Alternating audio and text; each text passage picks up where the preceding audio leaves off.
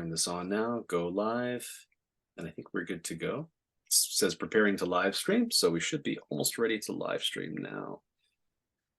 Okay, there's a message there on Zoom telling us that we are being live streamed. And I'm going to click go live. And there's a bit of a lag, but it looks like LinkedIn is ready to live stream now. It's going to take a few seconds, but then we're all good to go. Okay. The stream is started on LinkedIn. And we have some participants with us already in the Zoom room. Welcome, everybody. Welcome, welcome, welcome. I think we're ready to go, right, Scott? Yeah, looks like we're ready to go. Welcome, everyone. Welcome to all of our guests joining us today. Dr. Dyke, thank you so much, as always, for coming to lend your research and publishing expertise. How are you today? I'm very well, and happy Thanksgiving, Scott. Happy Thanksgiving to any of our North American participants, if you're listening to us on Thanksgiving. Thanksgiving, well, happy Thanksgiving, everyone, although I'm Canadian, so we have Thanksgiving a month earlier, but by coincidence, in Japan today, it's also a kind of Thanksgiving Day. It's Labor Thanksgiving Day, where we celebrate labor by not working for a day. So, but happy Thanksgiving. Happy Thanksgiving too. Happy Thanksgiving to everyone, to our guests who are joining us from the United States or here in Japan. Happy Thanksgiving Day to you. And guests are still coming in, looks like, Gareth. We've got so far a great crowd today, it looks like. Fantastic, fantastic. We'll give everyone just a minute or two to file into the event, and we've just started live streaming on LinkedIn, so we'll also give a moment there for the stream to catch up to our feed from here on Zoom. Absolutely. And if you'd like to let us know where you're from, do drop that into the Zoom chat or into the LinkedIn comments. Say a few things. Hi, I'm Gareth. I'm streaming from Budapest. Just drop your name, where you're from, into the chat, and we'll have lots of time for questions, lots of time for feedback and comments as we go through our event. You've got the chat box and the Zoom Q&A box where you can put any comments, any questions, or any feedback. Are you feeling ethical, Scott? Always feeling ethical, Gareth, always. Let me just turn the chat on here for our guests. I think some are having trouble posting here, so let me make sure that we can all access the chat. I also see a hand raised, which is great. Like if you want to put your comment into the chat, like we'll come back to that a little bit later on, if that's okay. Thank you.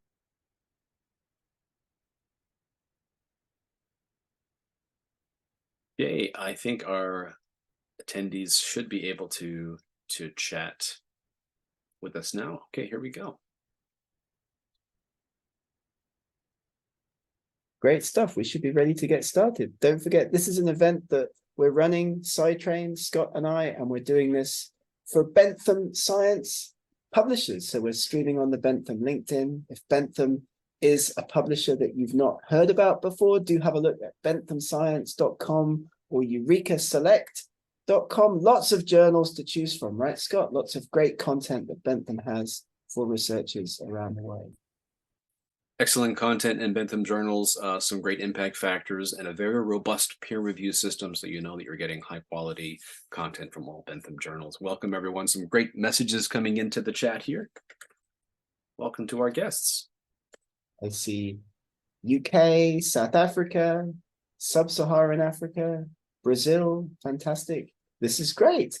Thank you for joining us from across all of these different time zones. It's absolutely brilliant. Scott mentioned peer review. We're going to be talking about peer review a little bit later on in our presentation today. UAE, Slovenia, absolutely amazing. And if you're listening to this and you can hear us on the LinkedIn stream, do give us a comment or a like or a thumbs up or a thumbs down. Do something on the LinkedIn comment feed so we can know that you're interacting with us. We can follow up with you at the end of the event, because everybody who registered for this gets a number of things at the end of the event, right, Scott?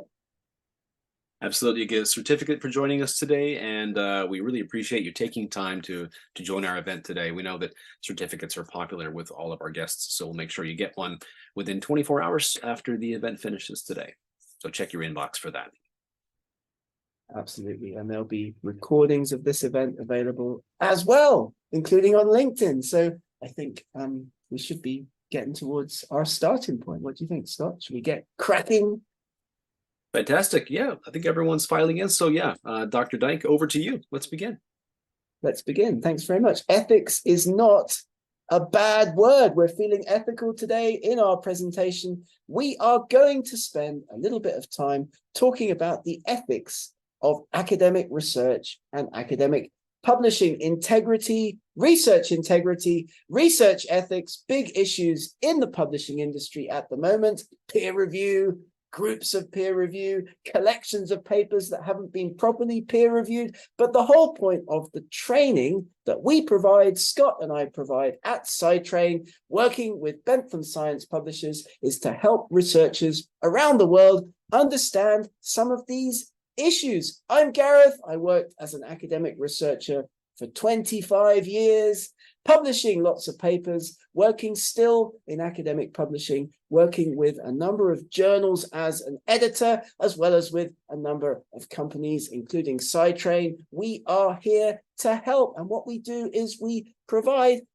training support for researchers around the world with many of these issues. Our presentation today, thanks again for listening, it's divided into a number of different sections. And we're going to start off by talking a little bit about why it's important to understand a little bit about research ethics, why it's important, and how you can get up to speed to learn a bit more about what's required, both when you publish your research, but also importantly, when you do your research, collect your data and write up your work for eventual publication. Because generally speaking, and I know Scott would agree with this when he comes back in a moment, we'll have a chat about it, most researchers who fall foul of ethical issues in the research process, in the research cycle, do so, the overwhelming majority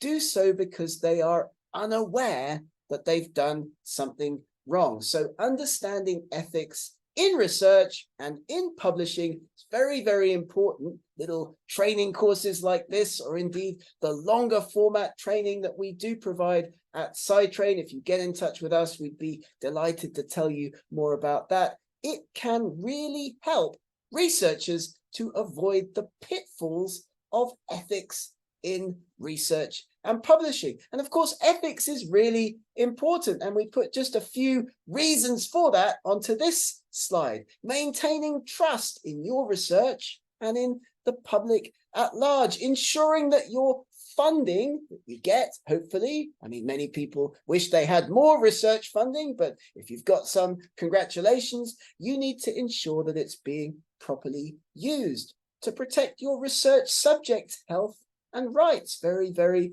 important to ensure reliability and the accuracy of the work that you do and the data that you collect.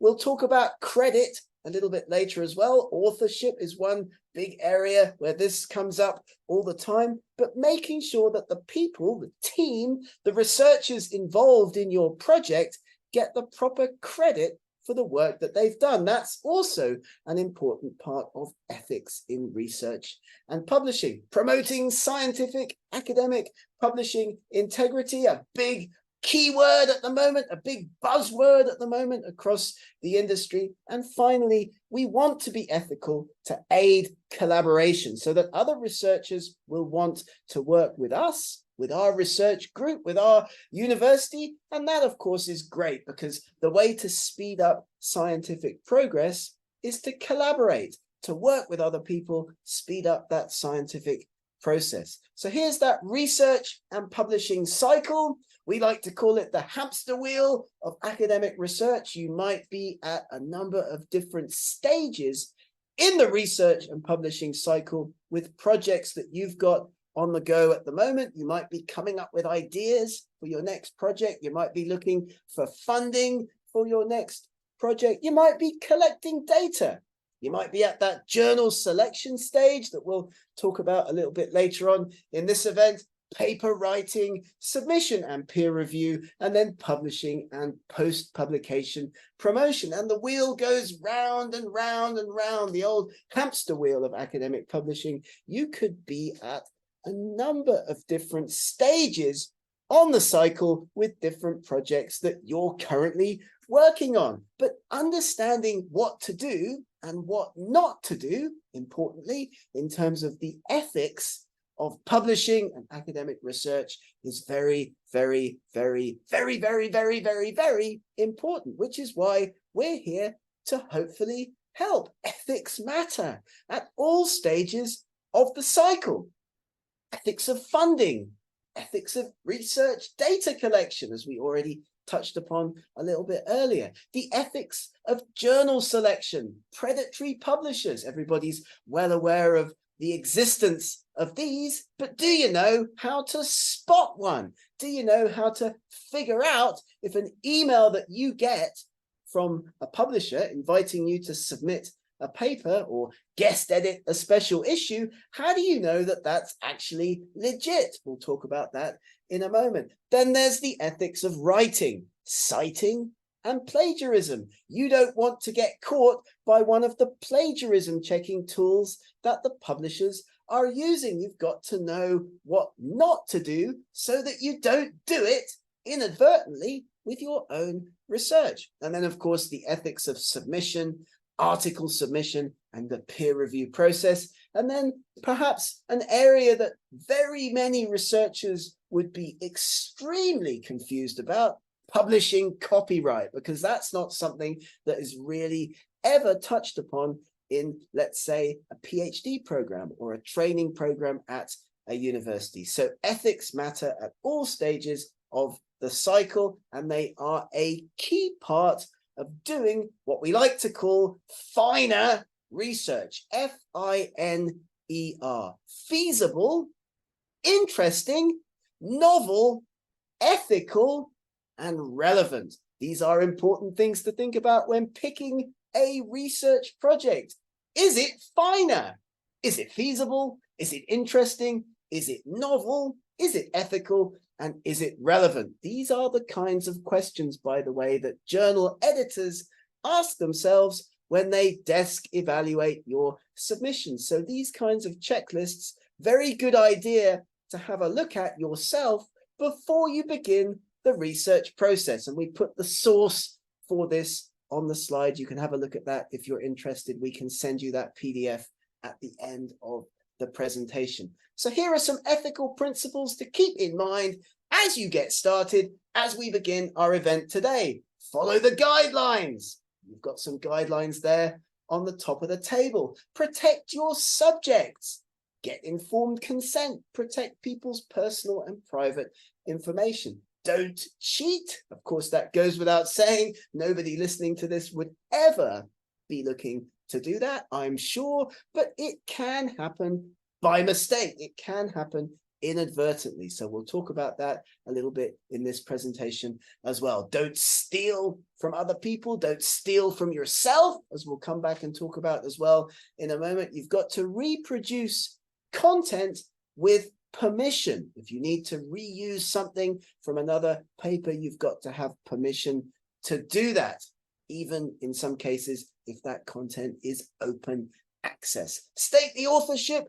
Be true and accurate with your authorship statements, crediting your co-authors ethically. No ghostly or giftly authorships. We'll talk about what those are in a moment as well. Submit your work ethically. No salami slicing. Sending your work to just one journal at a time. And of course, avoiding predators, which we'll talk about as well in a moment. And those conflicts of interest. Researchers often ask us about these. They don't understand what they are. They don't understand how to complete those conflict of interest statements. So if you need help with that, of course, we are here as well. But these are ethical principles to keep in mind at the outset as we begin thinking about ethics in research and publishing. And there will be guidelines out there. There are lots of sources that you can go to get help with this. It's just that lots of researchers often don't. Your target journal, which you should be picking before you start to write. Have a listen to the presentations that we've previously recorded on the Bentham Science LinkedIn. You can have a listen to a target journal selection presentation there as well. They're going to have an ethics policy. Have a read of that. Because, of course, if your work doesn't comply with your target journal's ethics policy statement, they're going to reject it. So that's important before you begin to write. Your university will have a policy. PhD and master's students will be accessing this when they do their research. And then here are a number of other resources that are commonly recommended to researchers around the world. Very, very good places to start if you're getting into this, or if you're thinking about providing a course to your students. The Equator Network, the COPE Guidelines, the Committee on Publication Ethics, the Singapore Statement linked here on the slide, and then the fantastically acronymed ICMJE, the International Committee of Medical Journal Editors. Absolutely great, really important, some key guidelines used across the industry, in particular for authorship. Who should be an author, how that can be decided, and how that can be determined, which is a key issue often for researchers, especially younger researchers working as part of a team. How can I be? Where should I be? What should my position on the authorship be? So guidelines to follow, the Equator Guidelines for common study types. If you are a medical researcher, these will be particularly relevant to you. But again, all researchers do qualitative studies. They do observational studies, and they do often systematic studies. So these are well worth checking out, irrespective of your field of research, because they provide you with guidelines that you should follow. And that's important because funding agencies, national research councils, your journals will be following these guidelines. These are where they're basing their ethics statements. They're getting information from the Equator Guidelines and turning them into specific guidelines for their particular journal. So the equatornetwork.org is a fantastic resource. If you're into reading guidelines, you'll find more than 100 to keep you entertained on their fantastic site. So that is also a great starting point. And that's part one, an introduction to research ethics and why that's important. In part two, this presentation has 4 parts. Don't worry, it's not going to go on for hours and hours and hours. I'm sure you'll be relieved to hear. In part 2, and Scott's going to come back in a moment as well, don't worry, the ethics of research data. So let's talk a little bit about that, because very important to think about this before you begin a study. Far too many researchers get to the submission point with a study, they send their paper off to a journal only for it to be rejected because there's an issue with their data. And that can be particularly the case with medical journals. If you don't have informed consent, if you haven't registered your clinical trial, for example, when you send your work off to a journal, they're going to check those points against their checklists at the editorial office. If you don't have those pieces of paper to hand, you're going to get rejected. And you can't do this retrospectively. You've got to do it before you begin the study. So if you're doing work that involves other people, like studies involving people, for example, qualitative and quantitative research across the humanities and social sciences, as well as across many of the STM subjects, science, technology, medicine, and mathematics, you need permission from an ethics committee before you start. Journals will check this, and it can't be done retrospectively. So do check before you begin. That's why this kind of training presentation, we hope, will be useful and informative and helpful. Before starting studies with assigned groups, register your plan with the people before they sign up and get permission from your participants. Make sure people have agreed to join the study and they've agreed that their information is going to be published. You've got to safeguard personal information. That's a basic requirement of all of this kind of research. Your university will have guidelines, your funding agency will have guidelines as you maintain data privacy. People's information's got to stay confidential, and you've got to secure all of the data and all of the sources that you use in the study yourself. So this is point number one at the beginning of the research process. What we're going to do now is just make sure that you're all still awake. Are you awake, Scott? How are you doing? Feeling ethical? I think so. I'm feeling both ethical and awake. Thanks for asking, Gareth.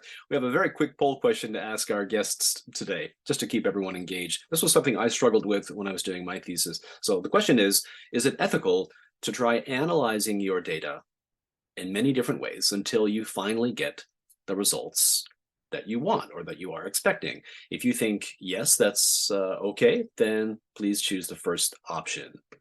You think that's okay? If you don't think that's okay, please click the second option. No. Let's see what our guests thought about this. Okay, We're answers also are coming in getting hot. questions in.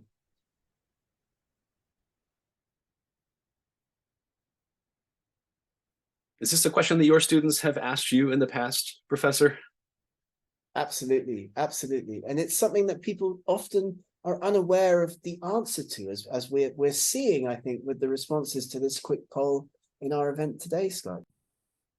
Indeed, the answers are split almost right down the middle. 47% of our guests, now shifting a bit, but almost half and half. We'll end the poll here and see what kind of results we got in the end.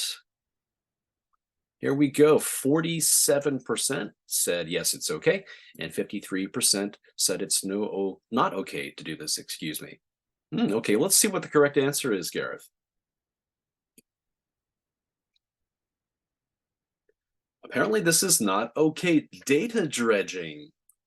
It says this is a kind of data hack. And any thoughts on this, Gareth? Why is this not ethical to try this kind of sort of selective data analysis? Because you should be testing a question, but you shouldn't have a preconceived idea of what the correct answer to that question is. You have to be fair, you have to be honest, you have to be ethical. You should be using the right kind of test for the question that you are collecting data to address. But having a preconceived idea of what the right answer is, and then manipulating your analysis until you get that right answer, is not the way that we should be working. I mean, that's not a scientific process. That's just, fiddling with the numbers until you get the answer that you expected. So no, it's not okay. And it is called data dredging. Interesting. And I learned this when I was doing my thesis. Luckily, I had an advisor who caught this and said, no. I know you're looking to try to answer a question satisfactorily, but that doesn't come from hacking the data. So that was a term that another former colleague of mine used to use, was data hacking. So we're going to look at some other different common types of data hacking. And if you are an early career researcher or even an experienced researcher, you might not even know that these approaches are unethical. So back to you, Dr. Dyke. Yeah, well, I mean, we've talked about these already. I mean, data dredging, that's what we've just run our poll about. That's, where you manipulate your statistics or you manipulate your analysis until you get the answer you expected, which is similar to kind of going on a fishing expedition, as we call it, trying to find from your data or from your analysis results that you can take and use in your article that support the study's outcomes that you'd prefer. And this, by the way, is really, really, really an important reason why those conflict of interest statements that we talked about a little bit earlier should be filled in, because people reading your paper would want to know, for example, if you are working, let's say, on tobacco and health, as an example that I've just come up with, whether you've got funding from that particular industry, for example, because that's a conflict of interest that would lead potentially to people not being so happy with the outcome of your study. So be aware of that as well. P-hacking, as the name suggests, this is where you fiddle with those nasty little p-values until you get one that supports or falls within the boundaries of what you could use to argue would support your study. Parking also and cherry picking we've talked about. This is where you take selectively outcomes from your results, from your data, from your analyses that would support a hypothesis that you have preconceived. And of course, we all will be in this situation where we have an expectation for our study. Of course, that's going to happen. That will happen all the time. But you need to make sure that your analysis is run fairly and your data is presented in a fair and open and transparent way so that somebody else, another research group in the future, can come back, repeat the analysis, and if necessary, disagree with you, because that's how the scientific process is working. And that's one reason why open data, open science is so fantastic, because you can and should share your data in an open and reproducible manner. Of course, that puts your reputation in a safer place and allows other people to agree with you or disagree with you in the normal scientific way. So sharing data is great. Journals and funders may mandate this, perhaps on their website, perhaps on your website, perhaps on the website of your university, open, hopefully, although, you know, many journals and many repositories are moving in that direction more and more. But we want to see reproducibility and transparency in your data, which enables collaboration and cross-disciplinary research. As I mentioned before, that's how things should be working, collaborating, publishing more papers, doing more research, making more of a difference comes from openness and comes from collaboration. And it builds trust, of course. If you're cagey and you're not going to share that data, or you're just going to share like selective pieces of your data, then people aren't going to trust you as much, and you're not going to be as accountable as potentially you should be. So sharing is caring, and sharing is great. So be aware of that. We don't have a lot of time in our presentation today to talk about data analytics, but of course, get in touch with us. We've got loads more other training presentations, other webinars, other workshops that we'd be delighted to provide to you or to your institution or to your research group. But that's part 2, data. Part 3, the ethics of writing and citing, our favorite part of this presentation, how to ethically put your paper together and, if necessary, cite and paraphrase those sources without getting accused of plagiarism, which is the topic of our next quick quiz. Scott. Okay, quiz number 2. Thank you, Gareth. This is a question that we get all the time, and it was something that confused me, I remember, when I was doing graduate studies. So the question is it possible to plagiarize yourself? So let's launch our poll here. If you think this is possible, then click the first option. If you think, yes, it is possible, click the top option. If you think this is not possible, then click the the top option is no, it's not possible. If you wrote it, you own it. The bottom option is, if you think it is possible, just because you wrote it does not necessarily mean you own it. It could be self-plagiarism, then click on the bottom option. Let's see what our guests chose today. Sorry to confuse you about the choices. No or yes, simple choices.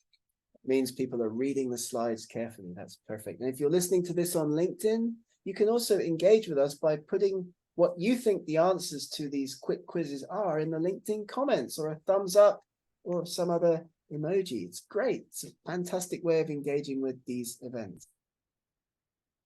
Okay, we'll finish up our poll there. I think all the answers are in, and the results are fairly evenly split. Okay, so 38% of our guests said, no, it's not possible to plagiarize yourself. If you wrote it, you own it. And 62% of our guests said it is possible. Just because you wrote it does not necessarily mean you own it. Well, it depends a bit on the timing, doesn't it, Gareth? Maybe you can give us some enlightenment on this. When is it possible to plagiarize yourself, if at all?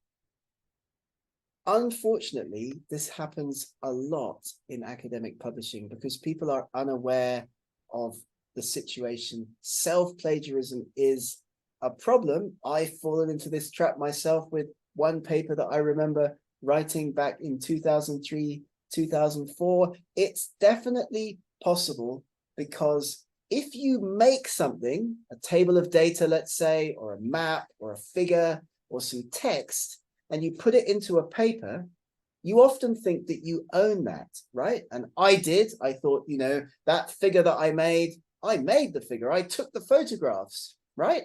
I own that. I don't need to cite myself when subsequently publishing the same or similar image in a later paper. But of course, you do have to cite yourself. It is possible to steal from yourself. And the best example of this, the easiest to understand example of this would be a picture, let's say, or a map that you've made for an earlier paper, and then you want to reuse it in a subsequent paper. You must cite the first use of that image or that map or that table of data, because, you know, you have to keep the citation sources rolling. You have to cite yourself. So unfortunately, yes, it is possible.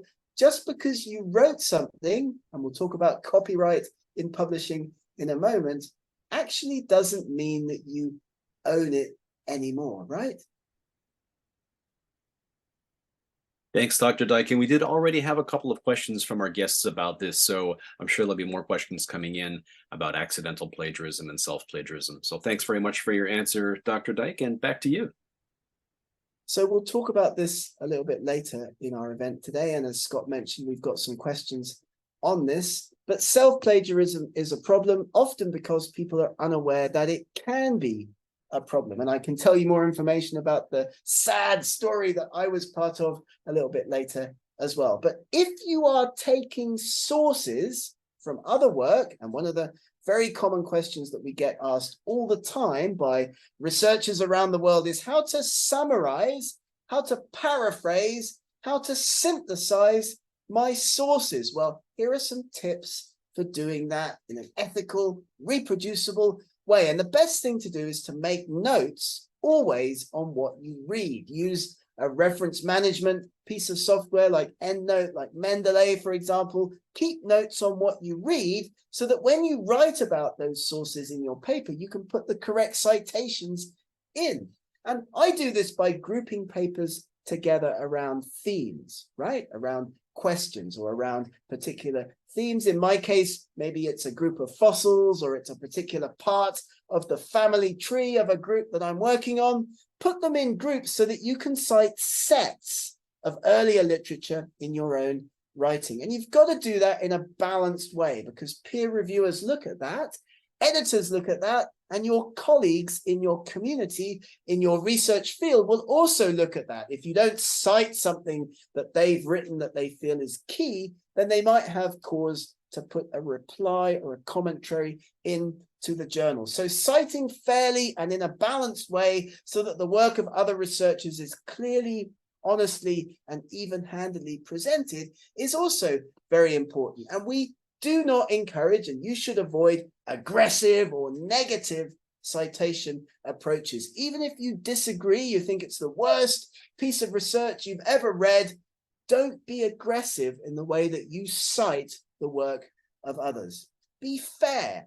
Put the work in a fair and even-handed and balanced way, because that makes you look better at the end of the day. And we see this a lot in papers that we edit. You know, people are aggressive, people are nasty, people are really pointing out the issues in a really unfair, negative way. So this is all about ethics in writing and publishing as well. And as I mentioned before, we've got tons of content. If you'd like to get in touch with us, we'd be absolutely delighted to come back and talk about this in a later presentation, maybe with your research team or maybe with your university. Do get in touch with Scott and I at the end of this presentation. Section 4, the ethics of submission and peer review. Briefly in this presentation, here's this particular part of the hamster wheel, the bottom part of the cycle, where you're going from submission to peer review, and hopefully you're getting positive comments back from the peer review process. You're then going into that revision, resubmission part of the cycle that feeds back potentially into peer review again. Maybe you get some revisions that you've got to address. Maybe you get some comments that you need to focus on. You then send the paper back into the peer review process. We've got lots of other presentations and training again on how to deal with this part of the cycle, how to manage those pesky peer reviewers before the paper finally, hopefully, fingers and toes crossed, gets accepted, congratulations, and then moves into the production and post-publication part of the cycle. These stages all have to be handled carefully because there are ethical pitfalls at each step, and you don't want to fall into those ethical pitfalls. Starting off by picking a good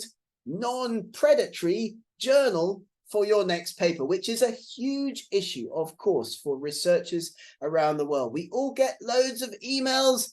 Dear Gareth, wouldn't you like to submit a paper to this journal or provide a guest edited special issue for the other journal? Many go into spam. Many you're sitting there thinking, is this real? Is this legit? Many open access journals are fake predatory journals because of the nature of the open access business model. The producer has to pay that pesky article processing charge. So of course, there's a business model that's developed around that where publishers, journals will try to get you to pay for publication without being a reputable journal, without doing proper peer review. And they'll try to cheat you out of your hard-earned money, your hard-earned research cash. And they're getting more and more sophisticated. Do have a look at resources like digital science, like Cabell's, for example. We'll give you other resources on this in a moment. There are some great places to go to learn more about how to spot those predatory publishers. But it can be difficult. It can be tricky.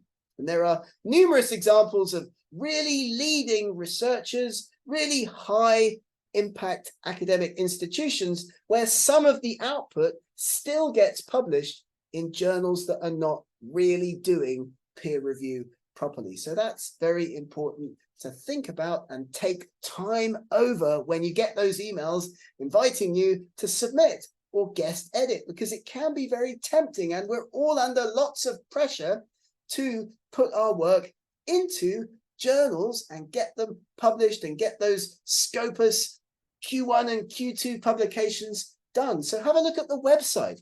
Is the URL strange? Does the site contain obvious errors?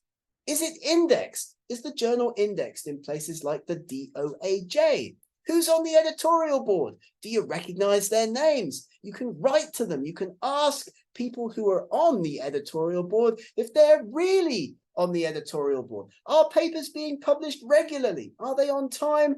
Are articles being properly peer reviewed? And fees. Never, ever, ever pay a publication fee before your paper has been peer reviewed and accepted. Avoid journals that ask for submission fees. They'll never ask for a peer review fee. If they're a reputable journal, you need to keep this in mind. And of course, spamming, sending lots of emails full of empty promises. A real journal is indexed.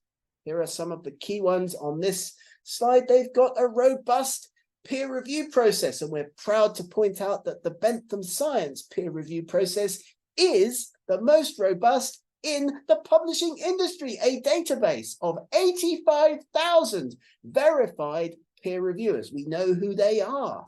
Bentham knows who all of those 85,000 peer reviewers are, and they've all of them got H indices higher than 5. The peer review process is double blind. It's independent of editor control. The editor doesn't pick the peer reviewers. The Bentham online system does. The editor just makes decisions about whether papers should go into the peer review process and whether they should be accepted at the end.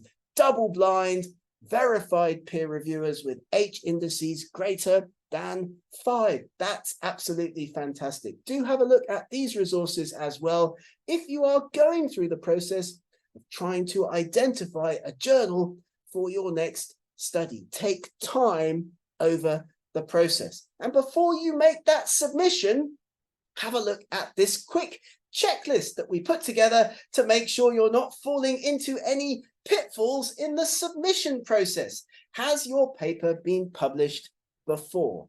Does the journal accept submissions that have been pre-printed if you're thinking of using a preprint server? Does presenting your work at a conference affect your ability to submit to this journal? Does the journal have embargoes on previously shared content? Is your submission merely a thinner version of a fuller study? The famous salami slicing, the least publishable units that we do not want to see in academic journals. And translation. Is this a translation of a previous publication in another language? I've also fallen foul of this one. It's a complex area. Do get in touch with us for follow-up content on any of these, but it's a great checklist to have a look at before you start thinking about submitting your next paper. And very, very critical indeed, make sure you don't try to publish unless you have copyright permission. We'll talk about that in a moment, but translations, summaries, excerpts, blogs, reports, conference proceedings, discussion papers,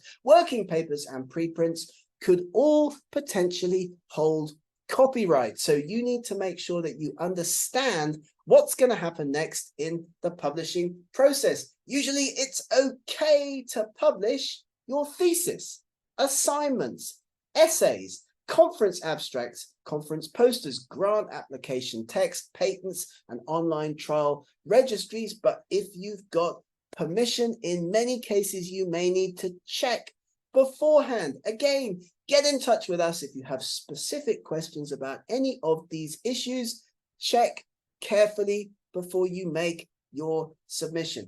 Let's have a quick look at the ethics of copyright and ownership as we come towards the end of our presentation today. Ethics of copyright and ownership are a big gray area for lots of researchers. And Scott's going to come back and jump in at this point, because now we're going to just ask another question, which is...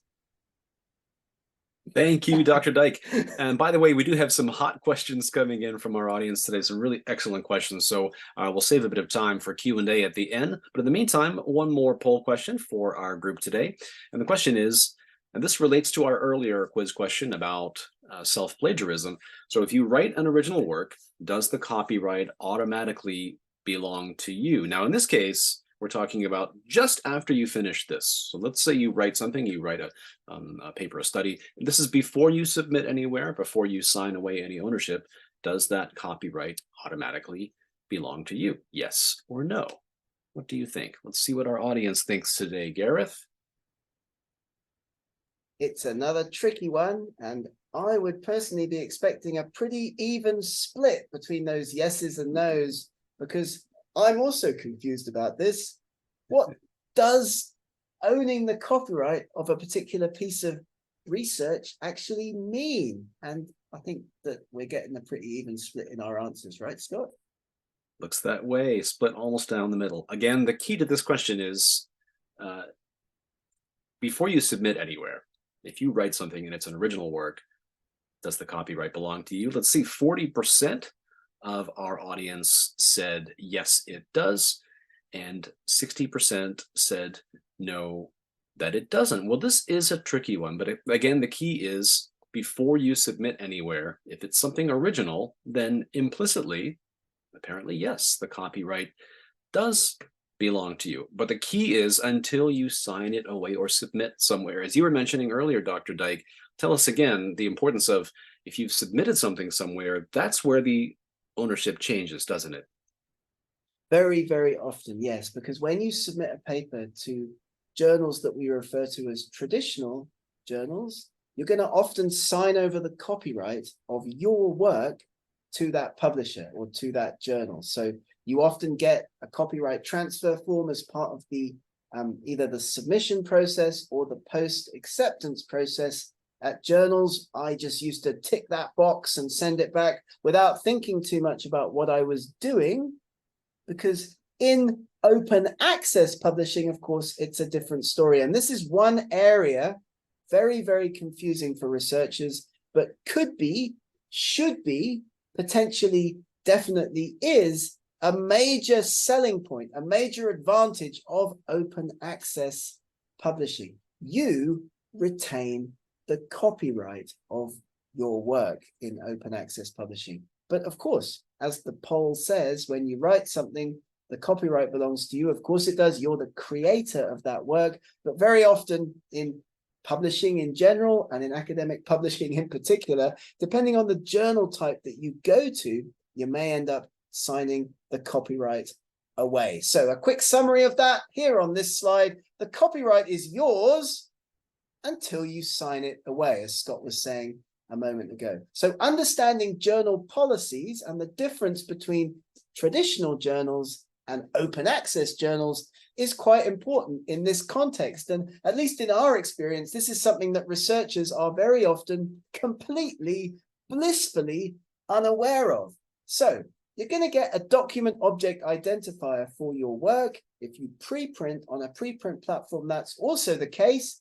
And consider, strongly consider, and there's cost implications. I've already seen a couple of questions on this in the chat box, open access publishing, because you get to keep the copyright.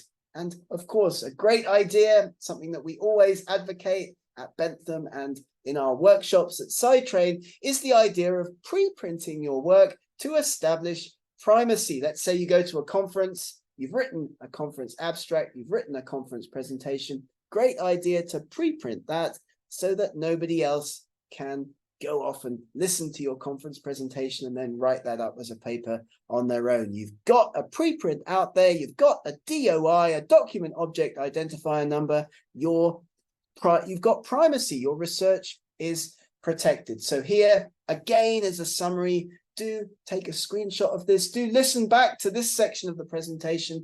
Authors retain copyright and they can distribute their work freely before formal publication. Have a look at those journal policies again, because some journals have specific policies on accepting manuscripts that were previously shared as preprints. And posting a preprint does not usually affect your later rights to publish the work in a peer-reviewed journal. More and more journals are encouraging preprinting, and less journals are saying, we're not interested if the work has already been preprinted. So these can be cited. The use of the content is subject to copyright terms set by the author and or the preprint server. And this is done via what we call Creative Commons licenses. And again, we don't have time to talk in detail about journal selection and about open access publishing, but we've got lots more content and presentations. Get in touch with us. We will give you more information. Author rights. Authors retain copyright, allows the control of reproduction, distribution, and public display.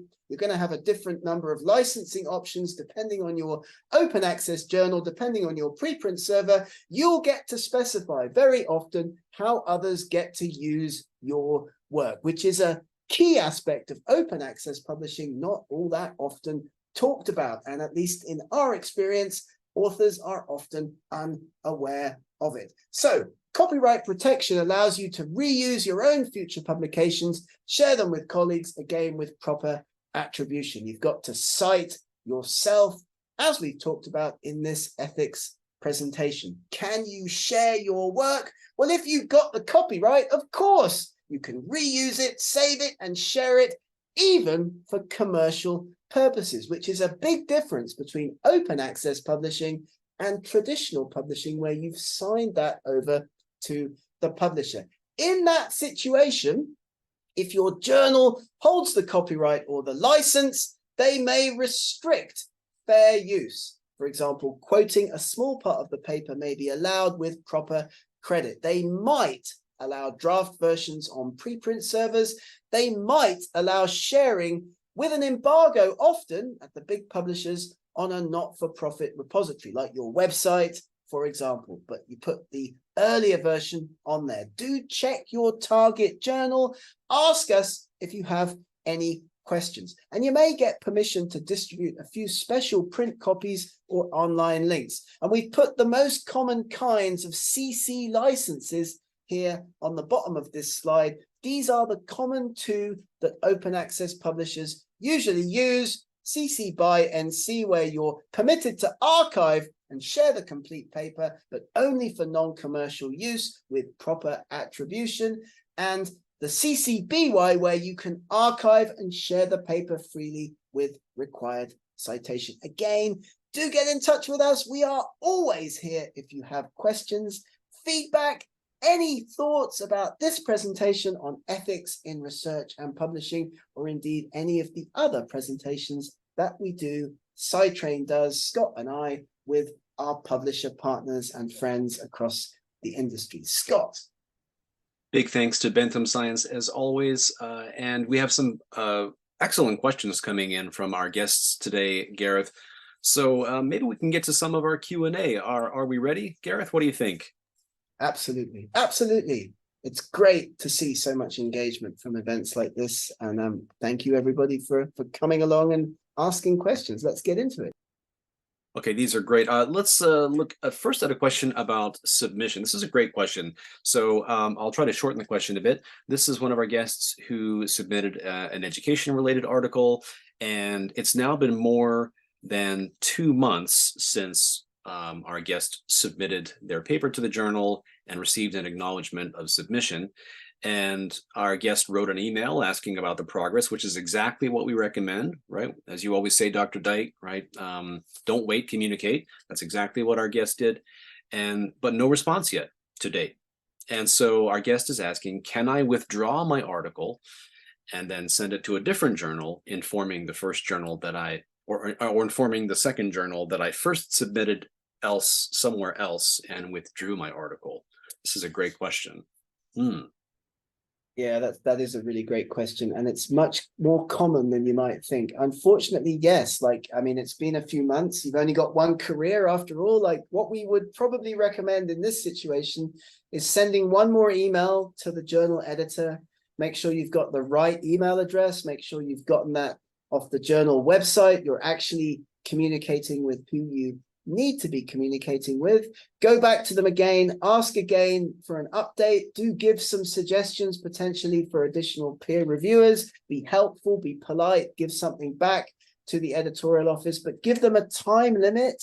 If I don't hear back from you within the next week, I will then be sending you another email and withdrawing the paper. This actually happened to me this morning at the journal that I'm an editor with. No peer reviews. We give the authors the option, and often they may come back to us and say, well, we're going to go to a more specialist journal. I'm withdrawing the paper. And that's what you need to put in writing to the editorial office. And yes, it's a very good idea when you submit to another journal to be open and transparent about the fact that you've previously had the paper with journal X when you go to journal Y, because the editors will appreciate that. They may get in touch with the editors from the earlier journal, ask for any peer review comments, ask for peer review suggestions. That's also common, but always better to be open and transparent, because that avoids any issues down the line. Great question, and good luck. Let us know how you get on with that situation. And yeah, applause to our guest for taking the ethical approach of avoiding multiple submissions by asking this question. That's fantastic. Thanks for your question. Next question, is it ethical to use paraphrasing software in your study? I assume that means in your manuscript, when writing your manuscript. Professor Dyke, what's your view on this? This is becoming increasingly a question, the extent to which we use AI and how ethically we use AI in our writing and editing. Any thoughts on this? Yeah, that's another great question. Fantastic. There's no problem with using AI tools in your writing, and in this case, in paraphrasing, if you are open and transparent about it. And all of the publishers now have guidelines on their websites about the ethical use of AI tools. They don't have a problem with it so long as you tell them that you've done it, okay? And that's the most important thing, because if you submit a paper to a journal and they check it with a number of other tools that are now available to, highlight the use of tools like ChatGPT, for example, and you haven't told the publisher that you did use AI support when putting your paper together, you're going to get into hot water. So paraphrasing, absolutely no problem. One of the techniques that you can follow to do this might be to translate and then back translate or change the case of the work that you're looking at. Make sure you cite, and then in that statement, when you make your submission, you need to tell the journal, either in the statement online or in the cover letter, that you've done this, that you've used X, Y, and Z tools to help you with the writing and paraphrasing process. Great question. We are at a really unique point in journal and article writing and publishing. If you're an ESL, English as a second or third or fourth or fifth language author, there's never been a better time to overcome those pesky language barriers to publication. So fantastic and great question. Thank you for that. Excellent question, and indeed exciting times. If you're a non-native English-speaking researcher writing your paper, there's so many tools now to help us with that. Time for a few more questions, Dr. Dyke. There's some great questions here. This is a question from Mohammed, and the question is it ethical for publishers to charge hefty amounts as publication charges? Oh yeah, those APCs. Any thoughts on this, Gareth? Oh, that's a really good question, Mohammed. Like, close your ears. I do not think that massive APCs, hefty article processing charges, should be charged by publishers. But if you talk to publishers, they'll say something quite different. And of course, the charges for those APCs scale against impact factor. So if you're going into a journal with a high impact factor and you want to convert your paper to open access, that's called hybrid journal publishing. Or if your open access journal is with a big reputation or has a decent impact factor, you can expect to pay a hefty article processing charge, which range, by the way, between 0 in diamond open access journals, society journals, all the way up to $11,000 for some of the leading journals out there in the world. So I think that's a great question, Mohammed. My own personal opinion, for what it's worth, is no. But, you know, this is academic publishing. It's a business. So, you know, different people will have different answers to that question. But we do understand at Bentham Science, we are a company from the global south. We work with researchers all around the world, but we are uniquely positioned to understand this particular problem. So do get in touch with us. Do talk to our team. We often have routes to publication where charges are minimized at Bentham Science Publishers. So thank you for that great question. Thank you. Another great question, and it's very heartening to hear these questions because we can see that our audience care about these issues. They want to do the ethical thing, and we find that that's overwhelmingly the case. Most people, when they commit ethical errors, it's generally accidental, and we know that people want to do the right thing. So these are all great questions. Time for a couple more questions, Dr. Dyke. Here's a question from Javiria, and the question is, can we publish without a supervisor? Of course, his name would be mentioned, but still, if he's busy or showing no interest in the publication. This is a question that we often get. I guess this relates to gift or ghost authorship. If you have an advisor or a supervisor who's not interested or not showing any interest in the study, what are the ethical guidelines about including that supervisor's name as a co or even a leading author? Ooh. This is a really tricky one to answer because it's a thorny issue that affects early career researchers all over the world, all of the time. Of course, ethically speaking, an authorship on a paper requires a significant contribution. So do have a look at those ICMJE, the International Committee Medical Journal Editors Guidelines. COPE, the Committee on Publication Ethics, also have some great guidelines, but generally speaking, an author on a paper has to have made a significant intellectual contribution as well as contributing to the writing, editing, and production of the manuscript. But having said that, of course, supervisors the world over expect often to be added to papers that their students have written. Is that ethical? I throw that out there. It's a problem in academic publishing everywhere. My advice to you is to go to your department head, go to people in your research department, in your university, who can give you some specific advice about this question that will be watertight at your institution, because the last thing that you want to do is do something that might affect your future career or your relationship with your PhD supervisor. So talk to other people in your institution is my advice. Second piece of advice when writing papers is always agree on the authorship of those papers before you begin the process of putting the paper together. Sit down or virtually sit down with people who should be authors, agree all of this beforehand, including the order of authorship, so that you don't face any problems down the line. Yes, very interesting question. Scott, we should put together some additional content on that particular specific issue. But yeah, it's a big issue. Your university should be able to help you with the answer to that question. Thanks for it. And again, good luck. We're here if you need support and further guidance from our side. Great question, and thanks as always for your expertise, Dr. Dyke. We maybe have time for just a few more questions. We have so many great questions tonight. I hope we can try to answer all of them. If we can't get to your question, we apologize in advance. Please reach out to us. You've got our email in the event invitation, and if we can't get to your question today, we will, of course, be happy to answer it later. So a couple other questions that came in through the chat. Let's see. This is another great question about ownership of thesis. The question is from Chinmai, and the question is, our final year engineering students do a project as part of the fulfillment of their degree. Who owns the copyright? The university to whom our college is affiliated to, our college, or the students? Well, that's a great question.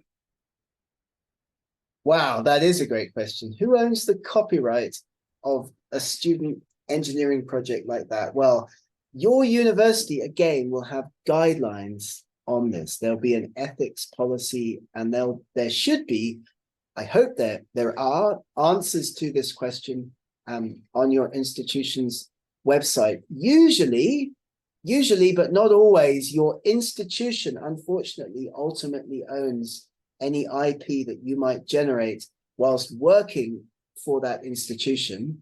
So if you're employed by the University of X, ultimately the University of X, because they're your employer, will own the IP ultimately. But that's not the same as copyright, as we've talked about in this presentation. And depending on the country that you're in, I know it's the case in the UK, for example, students are not governed by the same IP regulations as full-time university employees. So check with your university on that really interesting question. They, I hope, will have a clear answer to that, because it depends on the country, it depends on the local regulations, and it depends on your institution. These are students, so it's a gray area, like who actually owns the IP, the university or the individual ultimately.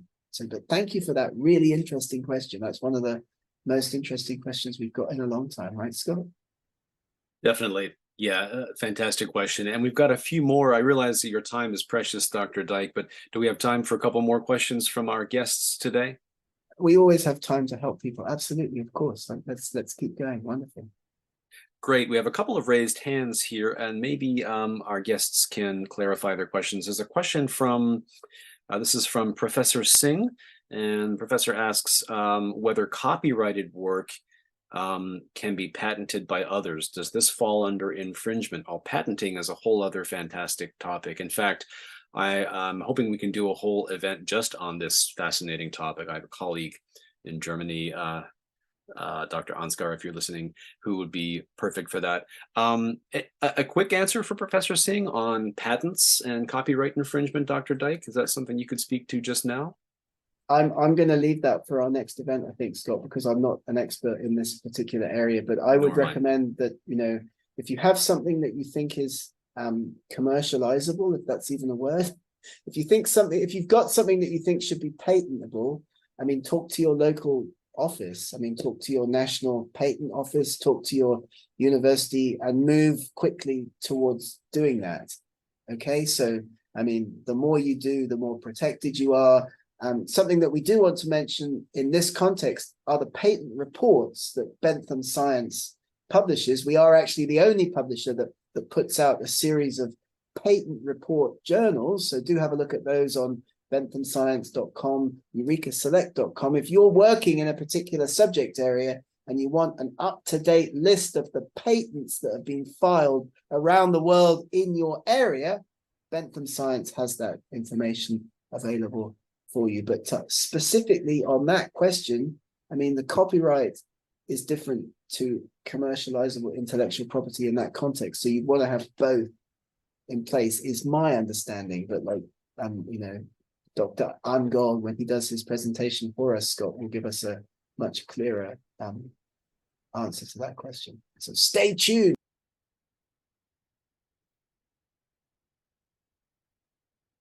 Fantastic. I just lost audio for a moment there, but I think we're coming back in. I think we're almost running out of time here, but maybe we can handle just one or two more if you've got time, Dr. Dyke. These are all great questions. Yeah. And if we can't get to your question just now live, feel free to reach out to us. You've got my email, and apologies if we didn't get to your question today. This is a short and sweet question for you, Dr. Dyke.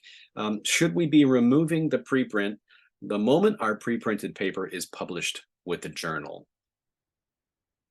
No, because the pre-printed work is linked to the final published version of record, as it's called, and the two will be interlinked for time immemorial. Of course, the preprint is just an earlier version of the final published version of record. So no, and in fact, most preprint servers strongly discourage the removal of preprints.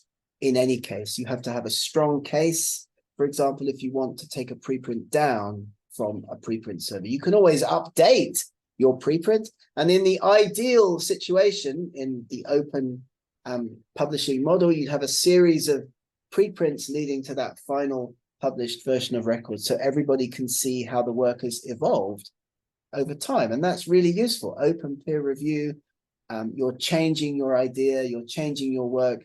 And that's great for the scientific process. I love that. I think that's really important and a key component of open science and open research. So no, it's the short answer to your question. Thank you for it. Fantastic question. And if we were not able to get to your question today live in the event, we apologize. We're just running out of time. And in the interest of Dr. Dyke's time and everyone else's, we'll finish the event there. And feel free to ping your question into the chat, either here on Zoom or on LinkedIn if you're listening live. And we'll get to your question as soon as we can. Apologies if we couldn't answer everything today, but these are all wonderful questions. Thank you, Dr. Dyke, as always, for sharing your expertise. I always learn so much from doing these events together with you. Any final thoughts for our guests today, Gareth? Thanks, Scott, for the participation. Great to work together, and happy Thanksgiving, everybody. Happy Thursday, and do get in touch with us. Sidetrain, Bentham Science Publishers, if you have any follow-up or you'd like to learn any more information. Have a great day. Thank you, everybody. The link to Bentham's website is in the chat window. So on behalf of Bentham and everyone, thanks so much. And thank you, Dr. Dyke. Thanks, everyone.